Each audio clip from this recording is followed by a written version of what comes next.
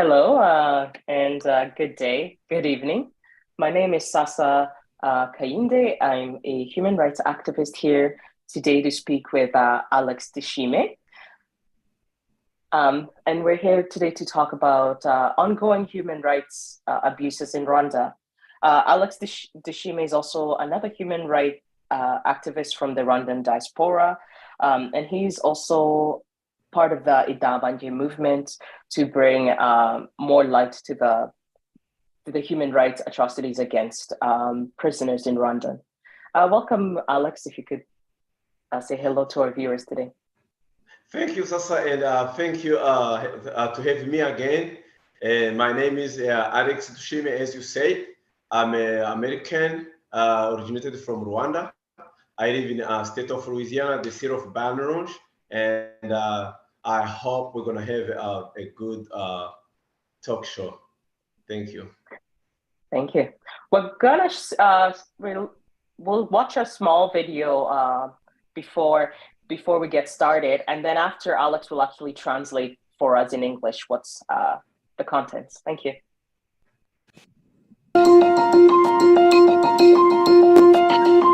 Nous, à Ishema TV, nous sommes déterminés à nous sacrifier pour donner une voix au peuple. Ces mots sont ceux de Cyuma Hassan Dieudonné, journaliste rwandais indépendant et créateur de la chaîne YouTube Ishema TV. Ces mots sont devenus aussi emblématiques que celui qui les prononce de façon si naturelle dans tous ses reportages. Et ce n'est pas seulement un slogan. C'est une véritable mission qu'il s'est donnée et qu'il remplit tous les jours à travers des reportages qui nous emmènent découvrir l'autre Rwanda, celui de la pauvreté, celui des gens laissés pour compte, mais aussi celui des voix indépendantes des personnalités critiques du régime.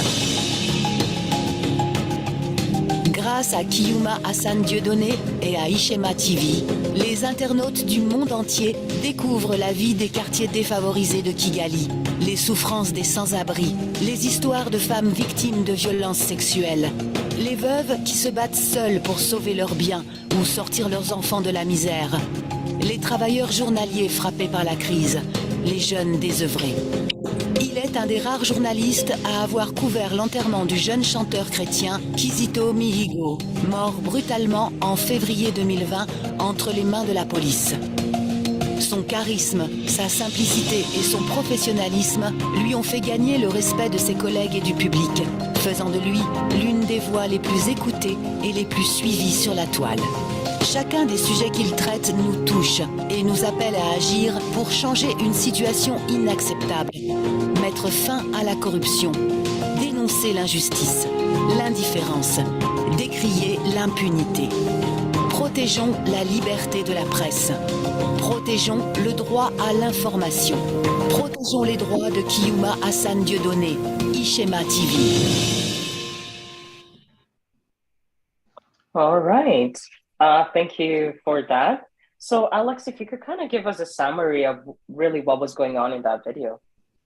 Yes. Yeah, that short video, which was in French, basically was introducing Cyuma Hassani, who he still is, journalist by professional, and he, due to what is going on in Rwanda, because the government of Rwanda, as all the tyrannies do, they censor all the news, they censor all the people. So he determined to open his YouTube TV, which was called Ishema TV. So in those words, he was saying that we are ready to sacrifice all we have, but we're going to be the voice for Rwandans who are voiceless.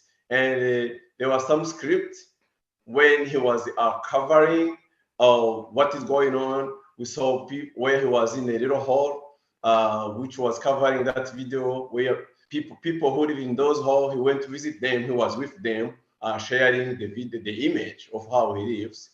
And he covered the ongoing in the one compound in Rwanda where the government of Rwanda confiscated and destroyed people's house. Actually, they ordered the people to destroy their own house. So, but before that happened, the military raided the houses in the night, and they raped their wives. So he covered that too. And as well, most people know the brutal death of the singer, gospel singer Kizito Mihigo. Cyuma Hassan is only one journalist who went to his funeral. So he covered his funeral and he said what he saw. He said that there were some scars in his face. So yeah, so basically that the small introduction from what that video said. Okay, thank you, Alex. If I can just share personally for me what Chuma and that little video symbolizes, because to be honest, as a young person who grows up outside Rwanda, you don't really care about Rwanda news, but the image that the Rwandan regime had created for so long for us was Singapore in Africa, a country where everyone lives in high-rise apartments, they're rich, they have, big SUVs, etc. And then here was Chuma, and all Chuma was doing was giving a voice for the voiceless. All he did was put a microphone in front of a Rwandan, and that Rwandan would tell us the reality. And the reality versus what RPF and their regime have created is so different that I think they were never able to fight against that truth. And so when people sometimes ask me, like, why is this young journalist, why was he thrown in prison? He brought light to the truth almost in an embarrassing way, right? So with Kizito Mihigo, the singer, the choir singer and activists, the government kills him and tortures him, and then claims it's a suicide and demands everyone accept it as a suicide. Everyone does except Cyuma, who comes out of the funeral and tells us actually on Kizito's own face, he had bruisings and signs of assault and torture. Now, in that one moment, that whole story that Kizito killed himself disappears. And now the regime is almost left naked. And that's actually one of the reasons I found myself watching more and more of Chuma's videos. He had a way of showing truth in such a simple way.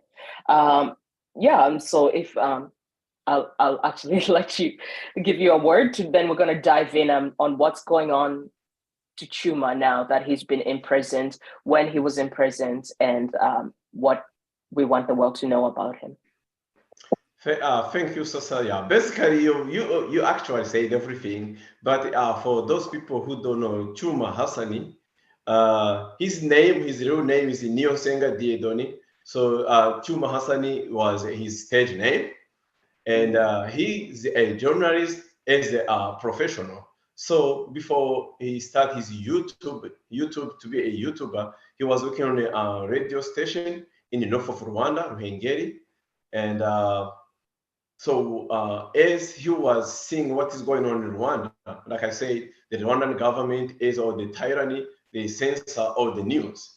So Cyuma Hassan, he was like, well, I'm not gonna stay silent, see what people go through, and also Rwanda. Rwanda is a poor country, which is depending on foreigner aid. So as they don't want to show exactly what is going on, they have only one vision. Yeah, they want to show only one image. So they control all the journalists. And so the Rwandan Journalism Board is actually led by RPF military. So to be a journalist in Rwanda, to have authorization to be a journalist in Rwanda, you have to get a card from Rwanda Journalism Board. And so those people who are allowed to cover anything in Rwanda, so they have that card. So therefore, they only cover what the government wants. Anyway, Cyuma Hassan then, he came out. He, as we are advancing in technology, so, we have YouTube, we have all kind of technology. So he opened his YouTube TV, not only for covering, showing exactly the real face of Rwanda. Also, he was creating job because he was getting paid by YouTube. He managed to buy a vehicle. He had the driver, so who he was paying. Also, he had the people who work with him, the journalists, the camera people. He was paying them. So he was also paying people to, A job creator. Yeah, he was a job creator. So, but anyway, but because he was showing exactly the true face of Rwanda, the government of Rwanda, of course, could not like it. So when Accept that, COVID, yeah. yes, when COVID broke out, so Cyuma, he was going all around to cover the news. So the first time he was sentenced in 2020, and they say he fought the forces, the national forces, because when they stopped him not to go and cover what was going on, so they faked that he fight them. So they arrested him. He spent actually 1 year in jail. So in 2021, they released him and he was free. And they say, oh, all the charges were, all the charges were dismissed, but on one condition, not to go to ask why was he arrested. And in Rwanda, so even if your rights are violated, you can't say anything. So after that, he continued, like he said in that little video, that he's gonna sacrifice everything he has, but he's gonna fight all the what is going on in Rwanda, injustice. He's gonna fight all the corruption. He's gonna fight all the, all what is going on in Rwanda. So he continued to go give the microphone to people, like I said before. We saw him in a little video when he was in the hall with people who live in the hall. He covered when the government was destroying the whole subdivision of Kigali because Kagame and his people wanna build something. I heard that they wanna build a garden in some hotels. So by the way, My God. they evicted the whole compound of people without even paying them. People have the houses over there. So he covered that. And like I said, also he covered Kizito Mihigo funeral. Anyway, so then he was sentenced to 7 years in prison. But what is surprising is the Rwandan prosecution, which is the Rwandan government. They appealed one of 4 cases which were against him. They say one of the case doesn't exist in the Rwandan law. So which means they should have released him without any question. So the reason why we are here raising awareness, Cyuma Hassan's father, he's only the one who got to visit him in jail. And every time you go to visit him, when he comes out, he's crying. And there are some other journalists who are also going to interview Cyuma Hassan. That one of them is the journalist who got killed last year. And he was saying every time you go to visit him, he have news cuts. And so now his mom, she's sick because of the bad news she hears from her son in jail. And Cyuma Hassan right now is in solitary confinement in jail. So he's sorry, is he in solitary confinement? From what I've heard in Kenya, Rwanda, so you'll have to explain a bit. They say that he's in a hole. He's in a physical hole. Yes. And he is in conditions not like the other prisoners. So it's not the type of solitary confinement we think of, right? Exactly, where you're in a nice yes. room. Yeah, where you're in a nice room with a bathroom and your basic human rights. No, this is a physical hole with very little dignity and very little food, etc. So I just wanted to, because you said confinement, and I just want to make sure people know that in Rwanda, prisoners are not treated like Western prisoners. It's overcrowded. It's not dignifying. It's not hygienic. So I just wanted to add that. Yes. Yeah, there was another journalist, a YouTuber, a woman. Her name is Agnes Nkusi. She was arrested also in Kigali jail. She knows all the jail. She described where Cyuma, the Karasira, Christophe Kayumba, who was trying to run for president. Also, he was arrested on fake charges that he helped somebody. And the terrorist who also had YouTube, Umubavu TV, and other people who assumed to read the book, how to find a tyranny without using arms, and also they are in jail. But some of Cyuma Hassani, Karasira, and those people, they are in the hall. So like few miles away from the jail, they have underground hall. That's where Cyuma Hassani and the other guys are detained. You know, and okay, here okay, he was showing the picture of all those people who were arrested at the same time. Some of them with the member of Victoria Ingabire Party, so who were arrested because they read the book. They read a book. Yes, just to read the book, and they arrested them. Wow. Yeah, those are the guys. So the Rwandan regime is now at a state where reading can be a terrorist crime. Is a crime, exactly. That's very frightening. My goodness. Yep. Go ahead, sorry. Exactly. So the guy number 2 on the picture, number 2 from the right, he was also another YouTuber. Theo, his YouTube was Umubavu TV. They raided his house. They took everything because he was supposed to have a talk show with Victoria Ingabire. So he's been in jail, is over a year now, and he never been in court. And the same all those people together. Then nobody has ever been in court, so they don't know why they are in jail. Yes. So anyway, wow. Yes. Anyway, as I was saying, the last time Cyuma dad went to visit him, like 2 weeks ago, he came crying, and like his son, he has no hope that's gonna come out. And also his sister went to visit him a couple of weeks ago. She came out crying. She said that Cyuma told him that even though he's gonna come out from jail, he may not have kids. That means probably his reproduction system may be destroyed with the tortures he's going through. And it's so horrible what is going in Rwanda. So yeah.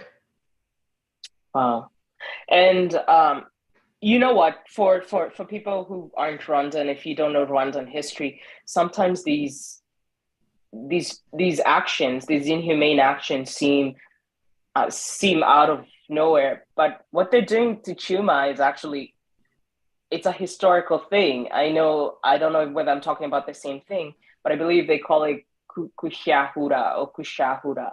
And during the monarchy, what happened is when you defeated a chief or an enemy, you would castrate them and cut off their male genitals, where these genitals would then be hung on the royal drum to symbolize defeat and power over the person who you killed. So for the Rwandan government to do this, it's much more symbolic for Rwandan people, what it means, because it's not just a destruction of Cyuma, of who he is, but it's a destruction even of possibility of him having children and passing on his ability, his talent, his education on to the next generation. It's a form of trauma that is very hard to explain to people who don't understand it. But yes, reproductive violence in Rwanda, especially on men who the government sees as enemies, is very common. It's very inhumane. And Cyuma is the first modern political victim to undergo it. And I think more and more people need to understand what is happening to him in prison. And that right now, for example, I don't know if you've been following American news as well. There's a journalist who's been put in a Russian prison. And now everyone is saying journalism is not a crime. And Cyuma's only crime was journalism, was giving a voice and a camera to those who never got it. So those are some points I wanted to add. Alex, there's something you said that I want to go back to before you go on to your next point. NGOs, these are non-governmental organizations. For those who don't know, Rwanda, particularly at the start of this regime, received quite a lot of money and assistance across the world from NGOs. And these NGOs were supposed to get rid of that poverty that Cyuma was showing us. So I remember many people who live outside Rwanda were shocked to see how poor Rwandans had gone, because we all believed that the NGOs were doing something, or the money that's being given, the money that's being sent, where was it? And so I think he also kind of highlighted a level of corruption. We all knew what's going on, but we didn't understand how high the corruption had reached. So Alex, I'll leave it on to you to expound on his family and how their calls for help every time they visit. They're heartbreaking but necessary. Exactly. Yes. Yes. His mom, she has a stroke right now. You know, you can imagine what she's going through. Anyway, as Ms. Sasa, as you say about NGOs, Rwandan government banned all the NGOs, including Red Cross and all other NGOs which go to help in development country. But unless they let you to go to Rwanda, they give them visa unless if you're gonna work under their control. So if you're gonna be free, they can't let any NGOs in Rwanda. That is the reason why we don't hear anything. So yeah, we talked to some guys who were in jail back in 1994 after the massacres and civil wars and genocide. That time there were NGOs, there were Red Cross, there were all the NGOs. People, even though there were so many people crowded in jail, but they could live in much better conditions. I mean, there's no better condition in the jails in Rwanda, but at least that time was much better because even those NGOs, they were giving them some more improved food. So as if you remember last time when we were here raising awareness for Mrs. Idamange, so what Rwandan government do, actually they make money out of incarceration because what they feed the prisoners is like rotten food, you know. So then they have other restaurants inside jails. So if your people or friends or people who know you or good Samaritans send money to jail, people in jail, they can go inside the prison buy what they want to buy, better food. But so like Cyuma Hassan's dad was saying, Cyuma Hassan, he was like the voice of the voiceless. Many people in Rwanda like him. People send him money that he can be able to buy at least food, but he's denied all that access, even though he has money in jail. So they don't let him to get what he wants. So that's the same as Idamange, that's the same as Karasira and Deo Mushahidi. I mean, you know, the list is so long. Sometimes we forget because we have fresh cases every day, and you know, yeah. And I noticed they're much more severe to you if they think you're a threat, right? And so Cyuma's power of destroying their narrative, it hurt them in a way I think they never expected. But also he comes from the first generation of Rwandan YouTubers who are like, hey, we need to use this new technology for our own, for the best. And now you'll see that the regime is really trying to control those outlets now. Like you said, John Williams Twali, another YouTuber who was recently killed. So it can at times become not disappointing, but heartbreaking because it feels like somebody comes out, it gets brave enough, and then they're snatched. Somebody else gets brave enough, and then they're snatched. But with someone like Cyuma, he sort of planted a seed, I think. I don't know about other Rwandans, but for young Rwandans, he did plant a seed that made you feel like this is also your problem, and you also have to be aware of this, and you can be part of the solution for it. Yeah. But I know when we spoke about Idamange, we had gone through some of the UN human rights for prisoners. And it's sad to see that there is actual documents like that where people sat down and said, this is how you should treat a prisoner. This is human rights for somebody you have under your control. But the Rwandan government does not care. That's all just paper to it. And yes, it can start to be frustrating. But I think that's the purpose for us being here is to use our voice that we still have to speak for people like Cyuma. His only crime is journalism and shining light to the truth. Yeah. Exactly. So, yeah, that is what happening in Rwanda. Yes, Cyuma Hassani and the others, Cyuma was actually showing the real face of Rwanda. So he was covering on YouTube where those militaries go rape people. He goes there the following day. Women are crying that they got raped by military, and we never had anything. Like there was this guy who got shot. That they say that he still there's certain trees in Rwanda. I don't know what they made out of that tree. Maybe it's It's cotton called macadamia nuts. Yeah, macadamia it's nuts. macadamia nuts. So yes, the guy got killed, and Cyuma went there to cover it because the deceased guy's sister told Cyuma Hassan what happened. That woman, she probably may be killed. Nobody knows what is going on. And anybody who say anything is, it's gone. It's just like that. They just want Rwanda to be, I don't know, just, one face of the face RPF one. Like we have, we have the road, the clean road in Kigali. But when you go like 1 mile from Kigali, it's unbelievable. It's unbelievable. But what's so interesting is that they don't want. It's not that they're not they're not okay with Kigali being clean and existing as it is.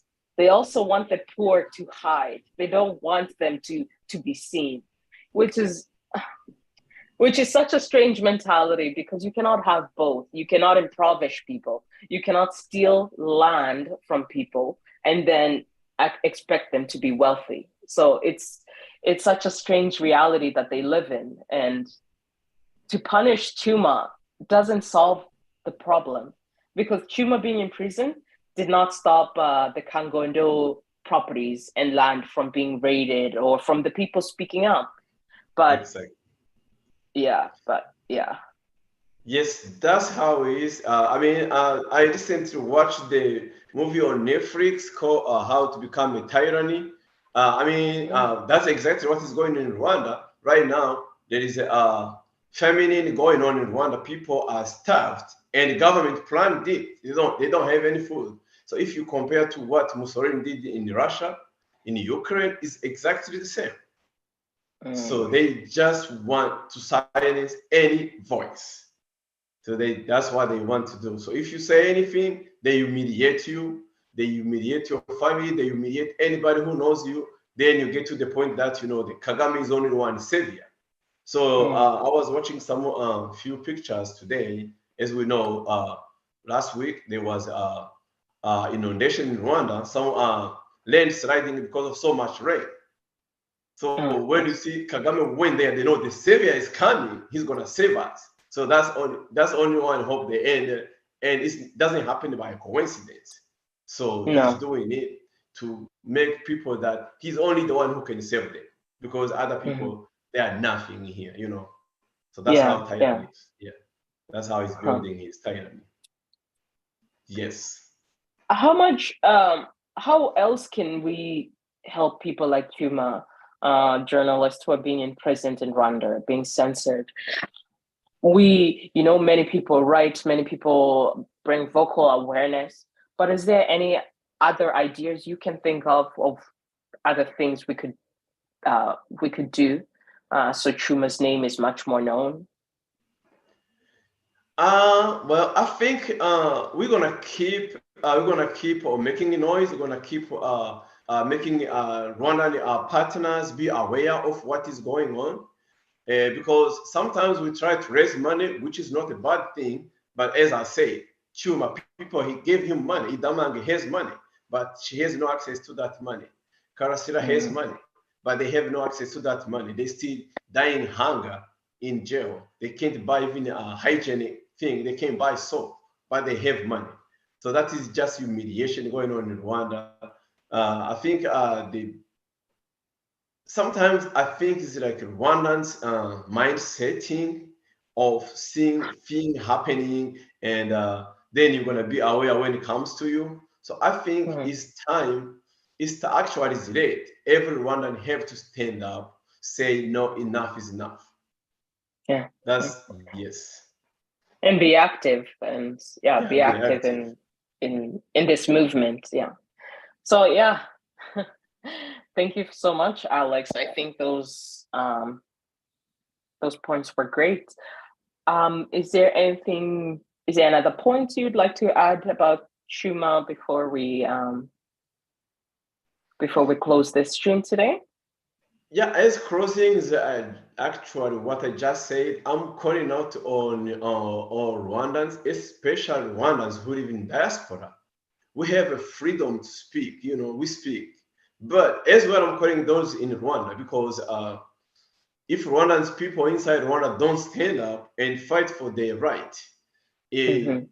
so they're gonna be killed one by one. So as is happening right now, because sometimes if you talk to people 10 years ago, some people they're like, oh well, it's gonna happen, it's gonna change, it's gonna change. But instead of changing, it's becoming worse, it's getting Yeah. worse.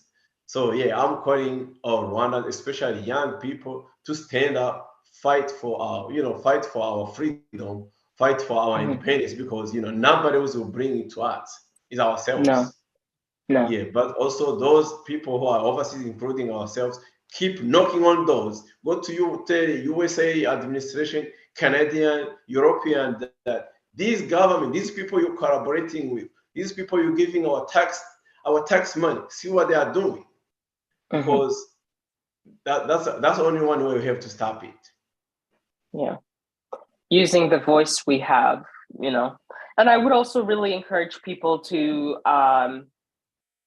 start thinking not globally, but also on a Pan-African angle. If we can let a lot of our neighbors know that they are journalists who are trying to fight against Kagame's regime, but they need a lot of help, then we could turn this even into like an East African movement to to help prisoners of prisoners of thought and prisoners of journalism. Yeah. So I want to again thank you so much, Alex, for this opportunity to come on Radio TV in Pinduka and speak about Cyuma, Hassan, Diodine, and many more human rights victims from the Rwandan regime. So thank you so much for the opportunity. And Thank thank you you to so our much. viewers. Yeah. Thank you so much, Sasa, for having me. Also, thank you to our viewers.